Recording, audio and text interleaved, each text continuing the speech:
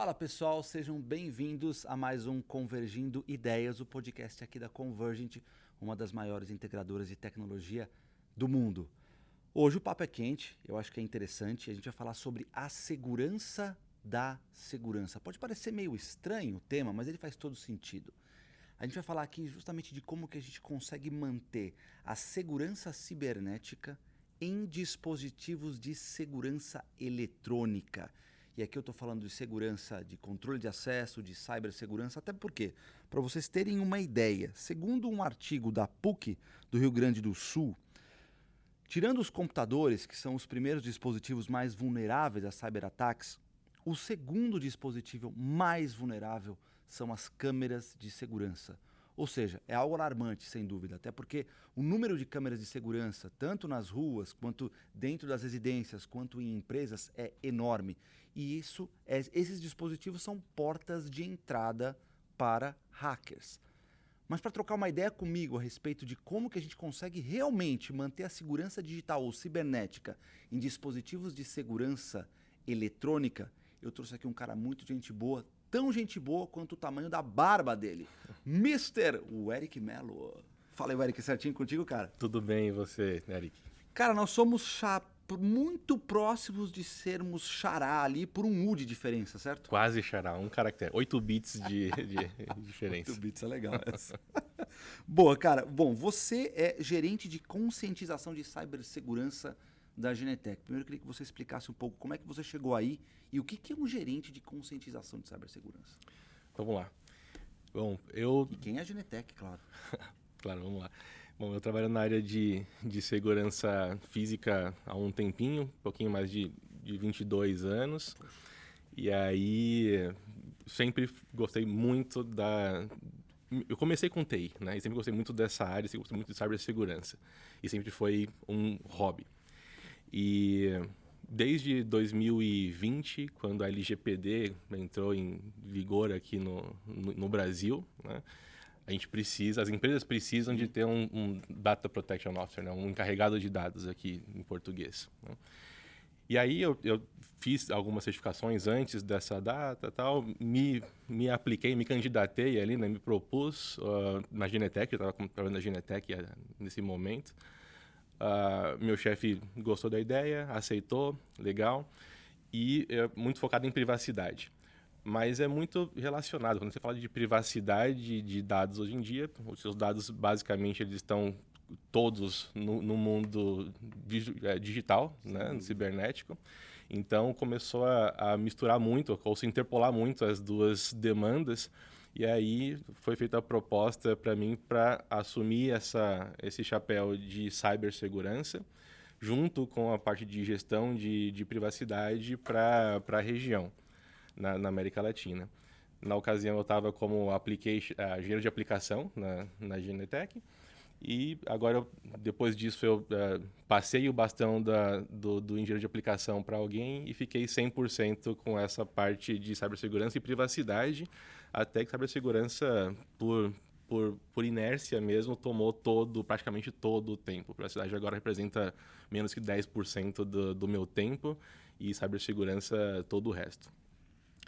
E o que faz um gerente de conscientização? Esse cargo existe em muitos lugares e normalmente ele é a pessoa que dá treinamentos e programa os planos e programas de conscientização internas, né? Então, sabe aqueles treinamentos que as empresas fazem para não clicar no phishing, faz simulação, se você reporta o phishing, você ganha um ponto positivo, se não um ponto negativo. Em algumas empresas até chamado de evangelizador, né? Exato, é isso. E essa é a função normalmente na grande maioria das empresas. No caso da Genetec, eu achei muito legal essa iniciativa da Genetec.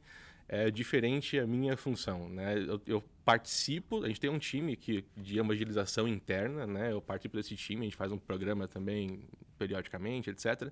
Mas minha principal função é evangelizar, educar, conscientizar, né, o mercado, a indústria de segurança. Então, a minha atividade é fazer diminuir ali o atrito da indústria de segurança eletrônica com as ameaças ali né, ou as boas práticas para mitigar as ameaças de segurança cibernética. Por que foi criado esse cargo? Entra daí. Por que foi criado? Vocês têm um pouco a ver com isso que a gente falou aqui no início, na introdução, que as câmeras de vídeo monitoramento, por exemplo, são o segundo dispositivo mais acessado e mais atacado por hackers. Tem um pouco a ver com isso? Tem bastante a ver com isso, né? Então, a Genetec ela tem um discurso de segurança cibernética muito forte, já tem um bom tempo, muito antes acho que da grande maioria das empresas da nossa indústria sequer falarem do tema, né? Então, em 2016, a Genetec criou o departamento de segurança cibernética justamente para fazer teste de penetração interno, enfim, para estar sempre atualizado, com boas práticas de desenvolvimento, etc. Isso desde 2016 a gente tem equipes, mais de uma equipe diferente dedicada para essas atividades diversas de cibersegurança, né? E desde essa época, 2016, a situação ela evoluiu muito, né? A quantidade de câmeras cresceu muito, a tecnologia evoluiu muito, o poder computacional das câmeras hoje em dia é maior do que os nossos computadores de 5, 6 anos atrás, né? Sim. Então, a ameaça, né, os riscos ali de vulnerabilidades serem exploradas nesses dispositivos aumentou, tanto que esse e outros estudos mostram isso daí, né? Então, a necessidade de ter mais pessoas em outras regiões aumentou também. Na Genetec, especificamente na nossa região aqui na América Latina, o motivador final ali, o que realmente entregou para mim a possibilidade de estar nessa posição, foram as sanções que alguns fabricantes sofreram ali na América do Norte, Europa, né, que dificultou o trabalho desses fabricantes nessas regiões. Sim. E eles começaram a investir muito forte em outras regiões emergentes, né? Então, a África, a Ásia, Middle East e a América Latina é um desses pontos. A gente, né, consegue ver até em tamanhos de equipe que eles têm nessas regiões, como que cresceu nos últimos tempos, né? Sim. E acho que o mercado conhece a postura da Genetec em relação a isso, né? A gente removeu esses fabricantes da lista de homologados, a gente não suporta, não integra mais esses fabricantes, justamente por conta de riscos cibernéticos que isso pode colocar os usuários Genetec, né? Segurança duvidável. Exato. Então a gente tirou, né? A gente entende que a segurança não é negociável e por isso a gente não negocia e tirou esses fabricantes dali. Só que esses fabricantes também são extremamente fortes aqui, tem uma presença muito grande, né? Então a posição, um dos motivos importantes para essa posição é justamente ajudar o mercado não a falar, não quero mais usar os fabricantes, mas pelo menos ter um ponto de atenção com esses e qualquer outro fabricante, inclusive Genetec, né? Para entender que o risco existe e conseguir pelo menos considerar esse risco numa avaliação ali dos seus fornecedores, qualquer que sejam esses fornecedores.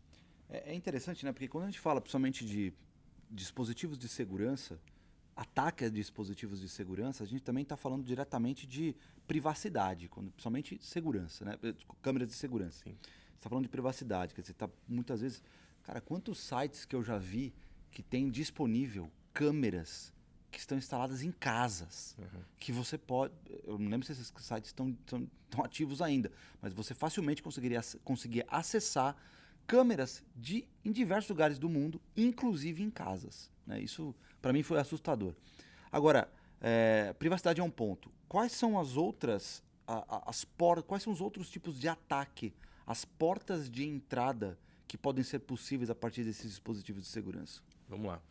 Realmente, a privacidade é a primeira coisa que a gente pensa quando imagina uma câmera de segurança sendo atacada, né? Porque é a função principal da câmera ali, é capturar a imagem, enviar para o gravador, etc, né? Então, a gente pensa na privacidade e na disponibilidade, né? Porque um atacante pode entrar e, por exemplo, tirar todo o brilho, contraste da câmera, deixar a tela preta, por exemplo. Dá para fazer aquilo que normalmente o pessoal faz nos filmes, de deixar uma tela que não está acontecendo nada e aí está acontecendo um monte de coisa? Cara, dá. Dá. Esse eu acho que é o ataque mais legal que eu já vi acontecendo. Você pode escolher um clipe de vídeo que você quiser e deixar ele em loop ali. Então você pode pegar um vídeo da própria câmera e deixar ele em loop. Olha É claro só. que não é qualquer câmera, não é... Assim, depende da vulnerabilidade que vai ser explorada, mas sim, é possível, dá para fazer. A gente já fez, inclusive, demonstrações em eventos ao vivo disso para mostrar um pouco do risco, né? Então dá para fazer isso. E aí a gente fala da disponibilidade, né? Porque o vídeo real não está mais disponível. Então a gente pode estar falando de dois pilares aí A gente está na linha do pilar de disponibilidade. Exato. E a privacidade, como você falou. Em relação à privacidade, esses sites que você comentou, pelo menos um ainda existe, porque eu uso ele constantemente nas apresentações. E o interessante desse site que eu uso, ele não explora nenhuma vulnerabilidade, ele não ataca.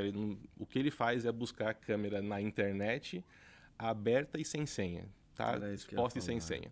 Então, aí a gente começa a deixar mais tangível a necessidade de conscientização, não só dos profissionais da nossa indústria, mas dos usuários que consomem recursos da nossa indústria, né? Então, a gente tem que conscientizar que o usuário final precisa, no mínimo, colocar uma senha, trocar a senha padrão do fabricante, etc. Né? Tanto que esse site, o mantenedor do site, deixa lá a informação. Se você quer remover a sua câmera daqui, você pode mandar um e-mail ou colocar uma senha nela. É só... Você escolhe. Né? Mas tirando essa parte da privacidade, que é o mais óbvio ali, normalmente, vias de regra, esse não é o principal objetivo dos atacantes que exploram ali as câmeras IPs. Né? Como a gente comentou, as câmeras IPs hoje têm mais poder computacional do que os computadores de algum tempo atrás. Então, qualquer coisa que você poderia fazer, né, que um atacante poderia fazer se invadisse um computador, a gente, em teoria, consegue fazer também numa câmera IP, a mesma coisa. Então, alguns motivos, né, alguns tipos de ataque, ou pelo menos motivação do ataque. É comprometer a câmera para ficar escutando o ambiente, reconhecendo o ambiente, para pegar mais informações e elaborar melhor um segundo ataque, né, fazer um ataque em níveis, né? Ou fazer uma movimentação lateral, né, você sair da câmera e tomar ali outros sistemas, outros dispositivos em outros ambientes daquela mesma rede ou de redes distintas, inclusive, até. Né? E um que é bastante comum é usar o poder computacional da câmera para criar botnets, usar o dispositivo para fazer ataque de DDoS. Né? Então, quando você tem uma botnet, você tem um conjunto de dispositivos que funcionam normal, né? Estão tudo funcionando lá. Para derrubar algum servidor ou alguma coisa do tipo. Normalmente é para isso, né? Mas a proteção contra ataque de DDoS também melhorou muito. Então, normalmente, quando começa a ter um fluxo muito alto e incomum de dispositivos que não são usuais de acessar aquele serviço, o serviço bloqueia, né? As ferramentas de proteção bloqueiam esse ataque. Pode até derrubar o serviço momentaneamente, mas pelo menos o ataque para, né? Mas o que é bem comum, agora está cada vez mais recorrente, é usar essa mesma botnet para fazer mineração de criptomoeda. Eu ia falar isso agora, cara. Você estava falando, estava na minha cabeça. Porque eu ouvi falar disso. Porque você imagina, hoje, em muitos países, não é viável você minerar a criptomoeda, porque consumo de energia, depreciação do seu hardware, tudo isso não faz valer a pena, em muitos casos, você minerar. Né? Então, o atacante usa a energia sua, das outras pessoas, né? O recurso ativo físico ali de outras pessoas. E aí pode ser tudo. A gente falando de câmera IP, mas pode ser qualquer coisa. A lâmpada ali pode estar fazendo, a fechadura, a televisão, a geladeira, qualquer coisa pode estar nesse momento mandando uma fração de Bitcoin ali para uma carteira de algum hacker. Eu tinha ouvido isso, cara. Indo nessa linha que você comentou, uma das boas práticas, né? Você já comentou lá logo de cara, que é com relação à senha. Mas aqui eu queria entrar numa linha onde talvez entra com um serviço de utilidade pública para quem está ouvindo a gente agora. Quais são as formas que eu, como usuário, tenho, as boas práticas para me proteger com relação a isso? Ele está simplesmente só conectado ou ligado ao fato de atualizar uma senha? Quais são as boas práticas que as empresas, principalmente, que normalmente têm um parque maior instalado, que elas devem se preocupar nesse sentido? Ó, primeira coisa, eu acho que antes mesmo da gente entrar numa discussão técnica, Sim. é uma coisa mais de governança, né? É entender qual que é realmente a sua necessidade, né? Quais são as demandas ali do projeto, por que você está comprando aquele sistema, aquele dispositivo. E ok, né? Geralmente quem vai definir isso é a equipe de segurança do usuário final, etc. E também considerar quais são o que você precisa que aquela solução tenha, que não necessariamente seja uma funcionalidade daquela solução, mas que não vai te expor a riscos, né? Se você está colocando um sistema de segurança no seu ambiente ou está expandindo, você não espera que ele te traga insegurança, Exato, né? é isso que eu ia falar. Então Sim. é meio bem contraditório. Então, Exato. considerar e levar em conta que esses riscos existem, independente do fabricante, independente da tecnologia, qualquer coisa. Todo mundo já teve uma vulnerabilidade. Quem ainda não teve é muito preocupante porque não sabe que teve, porque com certeza já teve, invariavelmente, né? Então é bom a gente entender isso, né? Para na hora da seleção do fabricante, considerar a postura do fabricante em relação a esse tema. E não é só, tem uma certificação lá, ISO 27001, tô salvo, né? Certificações são realmente importantes, né? Mas elas também não garantem que depois do processo de auditoria, se tudo vai estar sendo seguido da mesma forma, né? Então, um discurso alinhado com a prática é importante. Então, entender um pouco melhor qual que é a postura do fabricante, qual que é o histórico do fabricante em relação não só a vulnerabilidades que já existiram, mas como que foram tratadas, como que foram corrigidas e como que foram tratadas em relação à divulgação para o público, se foi dada importância realmente devida, ou se foi negligenciada ou minimizada a importância, né? Então, analisar a postura do fabricante, fazer uma análise de risco da seleção da sua cadeia de suprimento inteira, Claro. né? Entrando no ponto na parte mais técnica, primeiro, senha, né? Sem dúvida, senha forte, etc. A gente deveria... Dá para saber se tem uma porta aberta na câmera? Onde o atacante pode se aproveitar, uma porta que tenha sido deixada aberta propositalmente, digamos? Dá. Falando uma porta aberta, dá. É possível, tem ferramentas diversas que podem verificar se tem algum serviço rodando em alguma porta existente ali, né? Isso é um ponto. O que não dá para saber é que quando a gente fala de porta aberta, a gente pode interpretar como uma porta mesmo de serviço, né? Tipo IP e porta. Isso. Ou pode ser o que a gente chama de backdoor, por exemplo. Exato, que eu estou falando.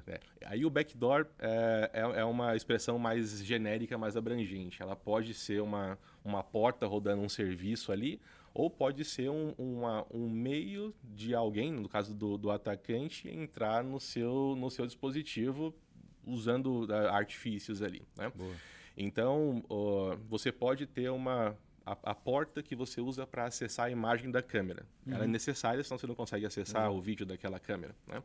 Mas você coloca a senha, coloca ali o protocolo seguro, encriptação, faz toda a sua lição de casa ali para deixar aquele acesso àquela porta necessária o mais protegido possível. Mas quando a gente fala de backdoor, existem casos reais de fabricantes grandes e conhecidos que tinham de fábrica esse tipo de situação, né? Um backdoor saía na câmera, né? Então a câmera saía já com um backdoor de fábrica. Isso foi descoberto por um pesquisador de cibersegurança, inclusive é um cara que é o que mais registrou vulnerabilidade de câmeras de segurança que existe hoje. É uma pessoa individual, não é uma empresa, nada, bem bacana. Tirando as empresas, é o cara que mais descobriu, né? Sim. Então ele descobriu isso, divulgou e o fabricante se manifestou dizendo: mas isso daqui é para ajudar o usuário se ele esquecer a senha.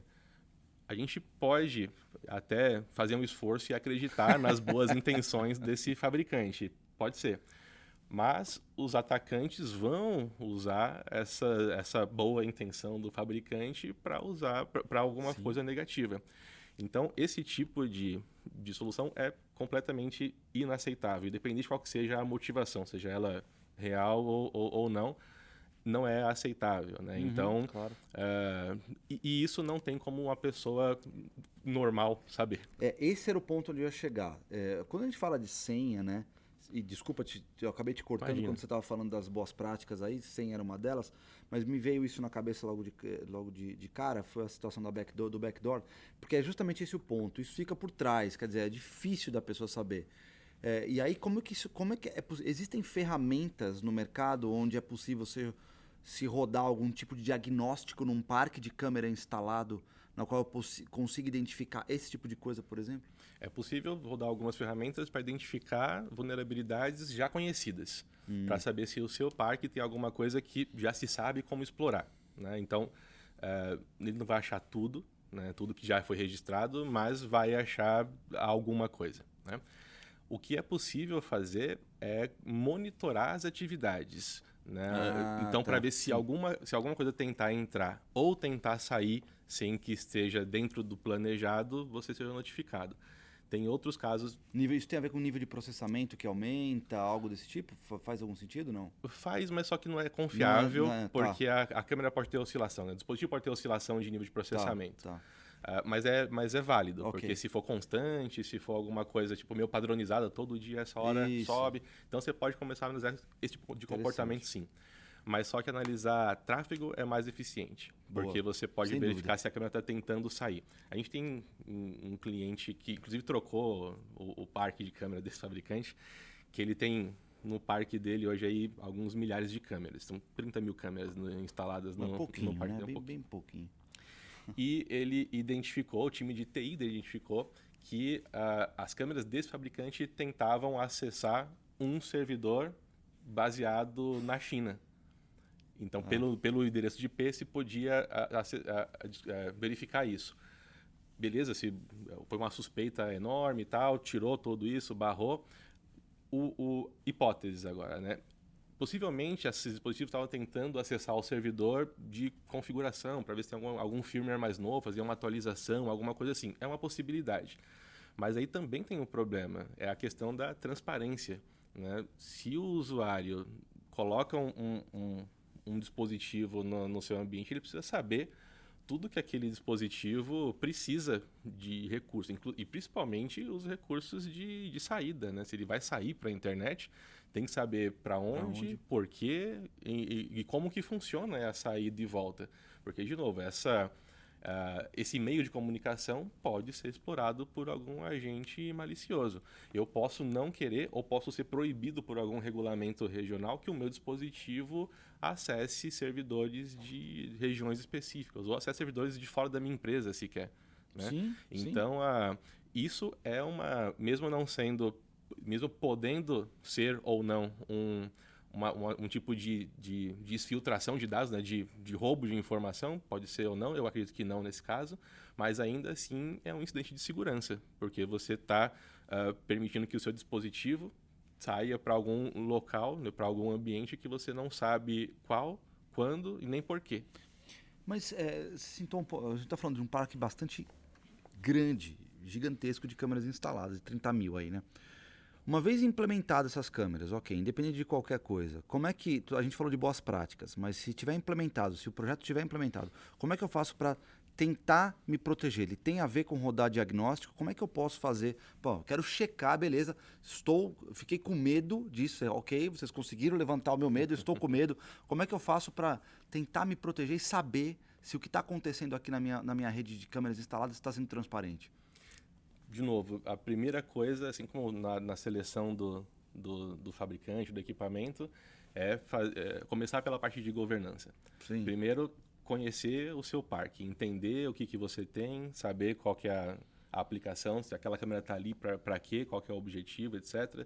Que tipo de informação que ela vai capturar, vai coletar e vai processar ali, né? E aí, para você conseguir definir o nível de criticidade de cada ativo seu, seja ativo físico, ali as câmeras e tal, seja ativo lógico, os dados que ela gera e armazena em algum lugar, né? Com base nisso, a gente tem que começar a pensar na gestão de risco. Se é uma câmera que tem um risco potencial, você não sabe ainda se tem algum problema, mas tem um risco de ter o problema. Em uma área extremamente sensível, Isso que eu ia perguntar da área.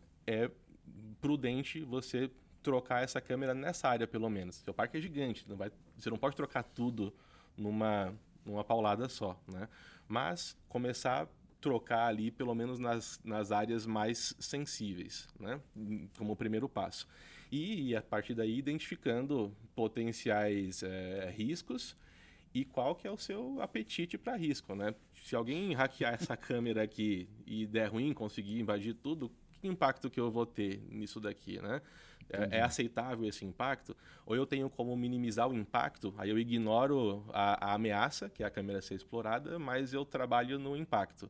Ou se não tenho como minimizar o impacto, eu tenho que minimizar a ameaça. E a gente pode trocar a câmera, pode colocar restrições nela ali para isolar completamente ela. Tem recurso de você criar um isolamento do dispositivo, que ele só vai se comunicar com outros dispositivos também isolados, mesmo na mesma rede, ele não vai ter uma comunicação. É uma rede apartada, né?